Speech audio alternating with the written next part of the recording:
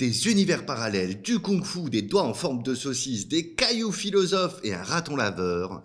Salut Internet, c'est Eric et aujourd'hui on parle de mon film préféré de 2022, à savoir le fabuleux Everything, Everywhere, All at Once.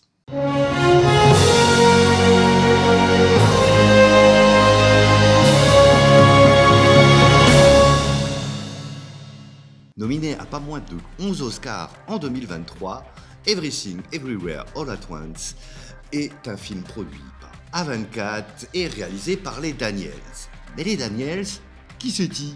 Eh bien en fait, il s'agit de Daniel Kwan et Daniel Scheinert, deux réalisateurs complètement allumés à qui on devait déjà le très extravagant Swiss Army Man, dans lequel Daniel Radcliffe interprétait le rôle d'un cadavre pétomane, doté de super pouvoirs tous plus farfelus les uns que les autres, et qui se trouvait chargé de redonner goût à la vie à un homme suicidaire.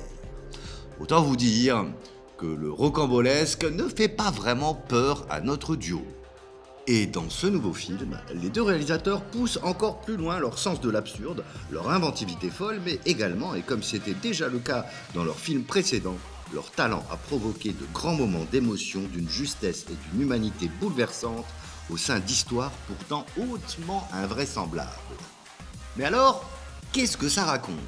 Eh bien, il s'agit de l'histoire d'Evelyn, fabuleusement interprétée par Michelle Yeoh, une immigrée chinoise totalement dépassée par la gestion d'une laverie automatique, par l'arrivée de son père depuis Hong Kong, par son mariage qui bat de l'aile, ses problèmes avec le service des impôts et sa relation conflictuelle avec sa fille homosexuelle. Lors d'un rendez-vous au service des impôts, son mari, interprété par Ke Huy Quan, qui interprétait déjà Data dans les Goonies ou 2001 dans Indiana Jones, va brutalement changer de personnalité.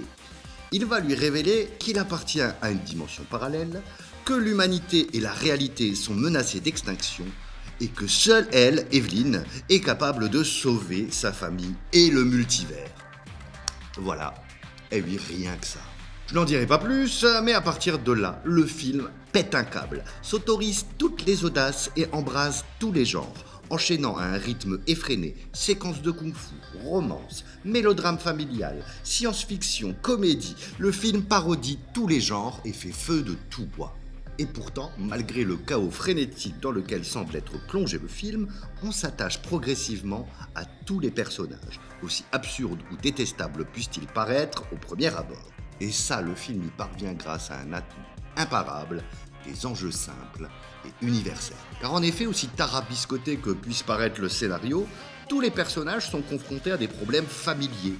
Gérer sa relation avec son conjoint et ses enfants, se sentir incompris, faire la part des choses entre ses désirs, ses passions et la dure réalité, réussir à boucler les fins de mois, se sentir perdu face à l'administration, se demander si on a fait les bons choix dans notre vie, autant de problématiques auxquelles tout être humain se retrouve un jour ou l'autre confronté.